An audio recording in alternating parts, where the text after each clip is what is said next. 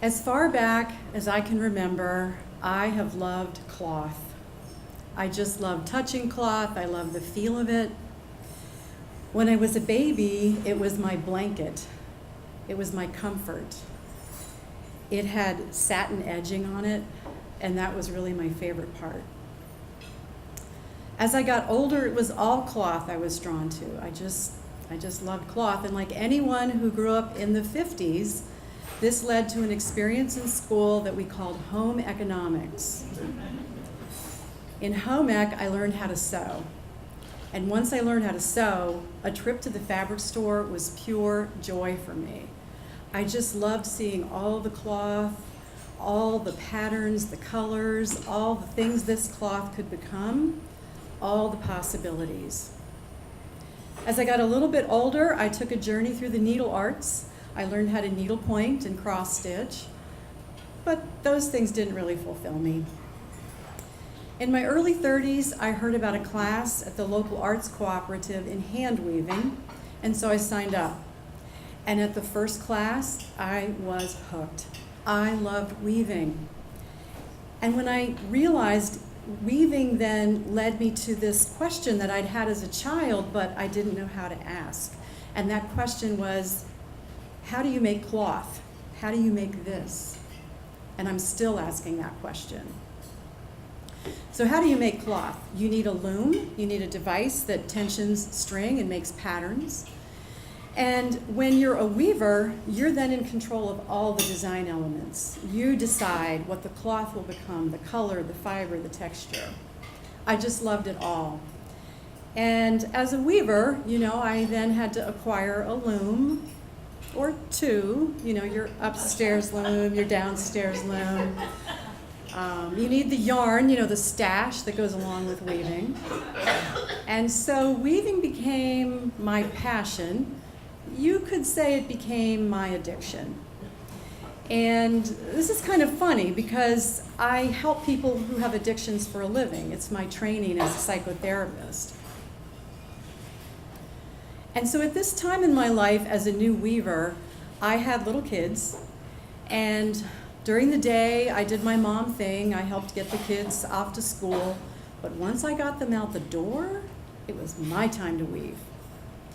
And so once they were out the door, then I could head to the loom, and some days it would be almost 3 o'clock, and those cereal bowls they had placed on the counter in the morning, they were still there. And I was in my PJs at the loom, creating beautiful cloth. No worries. I had dwelled in the land of possibilities all day. My night job was doing counseling and helping my clients solve their problems. And so it balanced things nicely. I made beautiful cloth during the day, and I helped solve creative problems at night. Weaving cultivated a happy place for me, a Zen zone. The only problem with weaving is it's not very portable. It's hard to take a loom with you, and they frown on looms in the workplace. So weaving became the gateway drug for my next craft, which was knitting. I saw other people knitting, and I was determined to learn how to knit. Well, with knitting, I mean, there are all these needles, all this yarn, even more patterns. I mean, even more possibilities. So knitting now consumed me. And knitting is portable. You can take it with you. So knitting went with me wherever I went. It was in my bag. And knitting saved my sanity on a regular basis. At this time in my life, my evening job was doing counseling. And on this particular night, I set out for my evening commute. And like most commuters, I had my route on autopilot.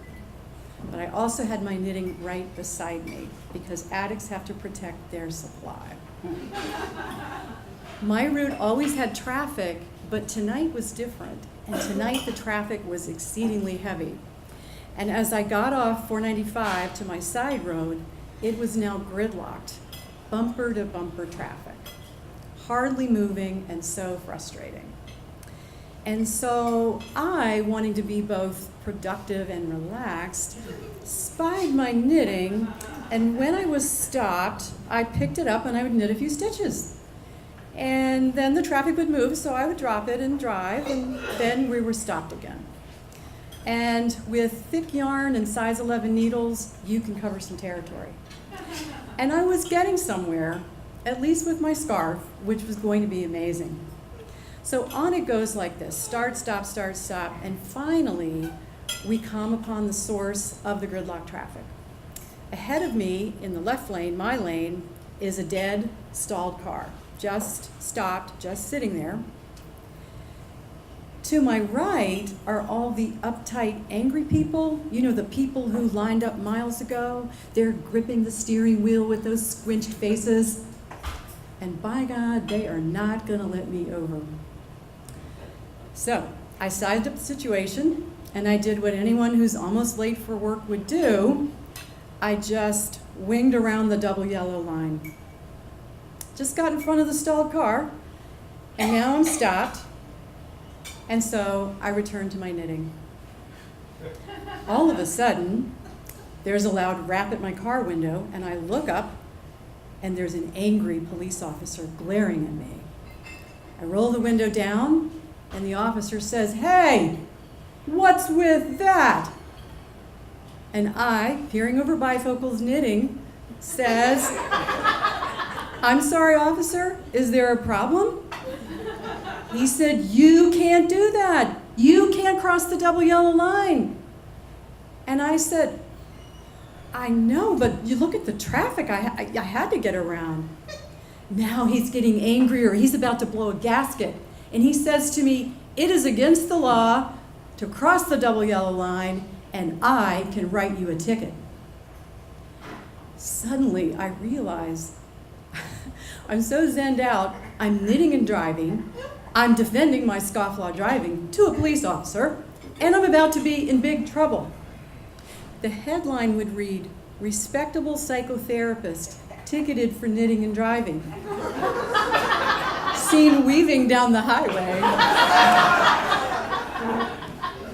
I come to my senses, and I throw the bewitching knitting needles to the side. I break the spell they've cast on me. And I turned to the officer, and I said, "Officer, please forgive me. I apologize for my behavior." He said, "Okay then," and he marched back to deal with the stalled car. I knew then that my knitting, my zen zone to deal with stress in rush hour traffic had come to an end. I knew I had to find another way to deal with stress. And maybe my love of yarn, of cloth, of fiber had become a bit obsessive. Maybe there's a 12-step program for fiber addicts.